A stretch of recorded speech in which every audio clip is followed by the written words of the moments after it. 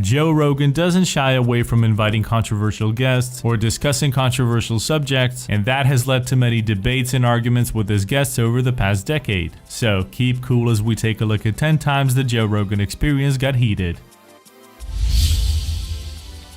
In one of the earlier podcasts, Rogan interviewed writer, radio host, and comedian Jamie Kilstein, and they talked about a very controversial rape joke comedian Daniel Tosh had made during a live show in 2012, which had sparked outrage in the media. During the podcast, the two discussed whether or not joking about rape was acceptable and how to deal with a topic like that. Kilstein then shared his opinions on rape, essentially claiming that being murdered was better than going through the hardships of being sexually assaulted, which caused Rogan to call him crazy for saying that he would rather have someone end his life than be raped and work through the trauma.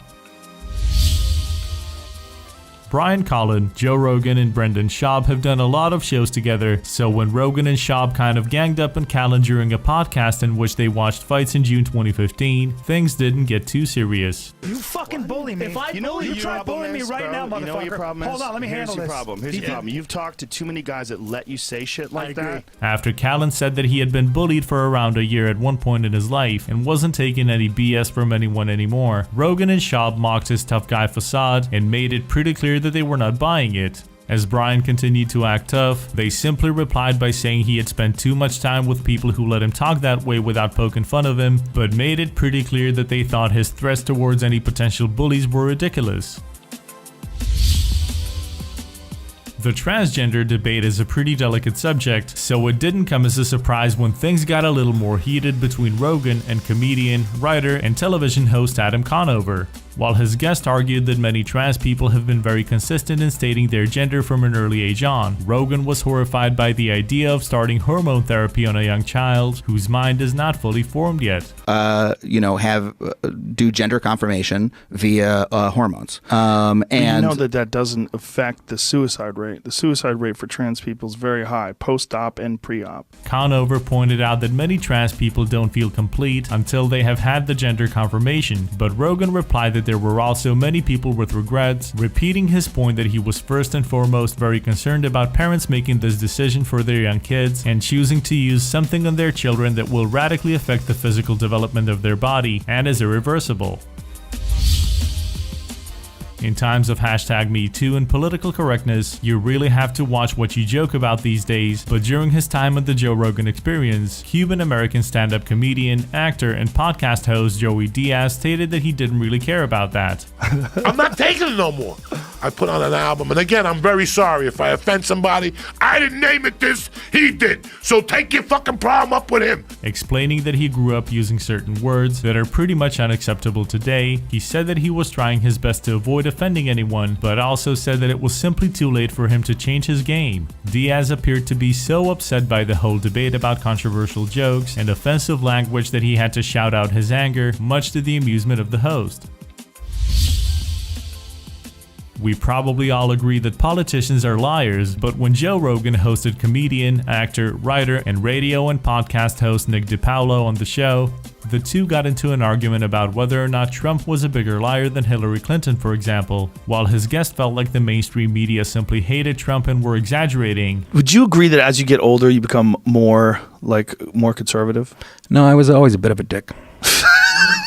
Rogan believed that the US president was indeed a bigger liar, and he accused DiPaolo of using what he referred to as whataboutism, essentially trying to ignore the problem of Trump's lies by pointing towards other lying politicians. American conservative commentator and political activist Candace Owens shocked Joe Rogan during her time on his show when she stated that she didn't believe in climate change. When she admitted that she wasn't educated in the field, and this was simply her belief, Rogan replied that she shouldn't form an opinion and stated publicly then until she would be more informed because global warming wasn't about believing or not believing. Yeah, I don't believe this at all, just so you know. You don't believe it at all? Owens didn't do herself a favor when she brought up the fact that she mostly felt like that because of how politicized the topic has become, because Rogan quickly pointed out that about 97% of scientists from all over the world who had done studies on behalf of all kinds of companies and organizations said it was real. Owen started talking about how she felt that America was losing money because the topic had become so politicized and she didn't feel like humans needed to do anything. Rogan was pretty shocked to hear that, being a strong believer of humans having a negative impact on the climate. However, he was even more angry about Owen simply saying that she didn't believe in global warming and repeatedly called her out for stating her uninformed opinion on the topic, saying that she should be more aware of the influence she, as a public person, has on people. In 2015, British political commentator, public speaker, and writer Milo Yiannopoulos got into a pretty heated debate with Joe Rogan when they discussed topics like religion, myths, and male circumcision on babies. The two kept talking at the same time and interrupting each other, but things got even more intense when Yiannopoulos pointed out that a lot of our behavior and the way we talk, as well as what is acceptable in our society, is based on Christianity. If you say you're Christian and you want to be on that team, you gotta kind of say it. You can aspire to be better than you are. Aspire to be better than you are doesn't mean you believe in Jewish zombies. Rogan was having none of that and simply called it BS, saying it was all cultural. However, the example from New Guinea that he brought up basically just confirmed his guest's argument, since New Guinea natives are not Christian. The discussion continued for a while, with Rogan being unwilling to accept his guest's assertion that people in America and Europe live in a Christian culture where values are based on Christianity. 5 years ago in January 2014, Rogan interviewed Dr. Mark Gordon, the medical director of education at Access Medical Laboratory, on his podcast, and right in the beginning of the interview they got onto the subject of a supplement called glutathione. Gordon mentioned an example of a guy taking the supplement after a night out when he was feeling dizzy and nauseous from alcohol. According to Gordon, the guy was clear as a bell just half an hour later and then went out partying the next day and couldn't get drunk. Glutathione. Glutathione Helps your liver when you drink alcohol? Well, it helps you with just about anything that the liver is responsible for digesting or metabolizing.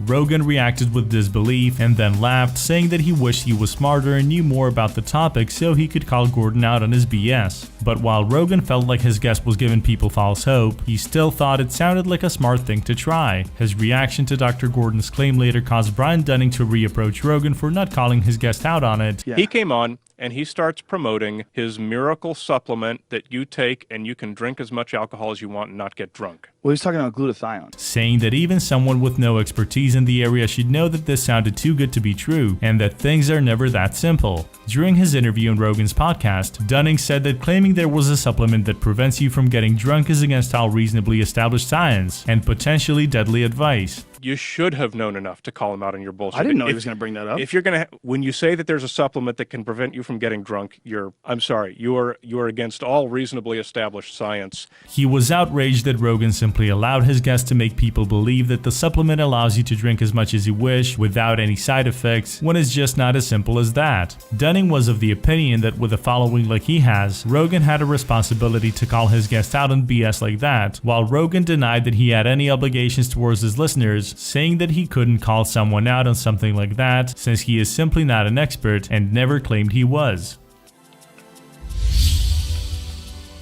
In 2017, martial arts instructor and comedian Eddie Bravo and stand-up comedian, fellow podcast host, and former professional MMA fighter Brendan Schaub came on Rogan's podcast and got deep into flat earth theory, one of the world's biggest conspiracy theories. Bravo just didn't want to believe that the pictures taken by a Japanese satellite showing around Earth were real and kept saying that they looked fake to him. Rogan pointed out that they had been taken from 22,000 miles away and brought up a Japanese satellite that takes a picture every 10 minutes, asking why they would bother to put up fake, downloadable pictures in high resolution every 10 minutes. Bravo did admit that there was no photo of a flat Earth, but insisted that the ones showing Earth to be round looked fake, claiming that all space agencies were in on this global lie.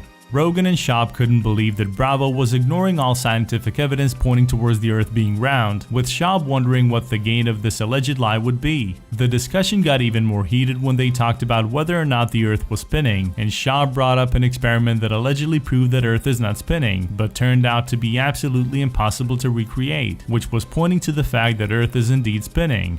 Bravo replied by saying that, just like him, Schaub had gotten his information on the internet, so it was no more reliable than his own information, but Rogan and Schaub just didn't seem to be able to take any of Bravo's points seriously and seemed a little bit shocked that he would make claims like that. Starting a discussion about marijuana with Joe Rogan is a pretty risky thing to do, and Steven Crowder had to learn that the hard way. The Canadian-American commentator, actor, comedian, and host of Louder and Crowder, a late-night style comedic television show covering news, pop culture, and politics on his own site, tried to talk about the potentially negative effects marijuana could have on you, but was quickly attacked by a very defensive Rogan, who eventually resorted to yelling and calling Crowder names. After all, things like Coachella wouldn't exist. Is this your article? Yeah.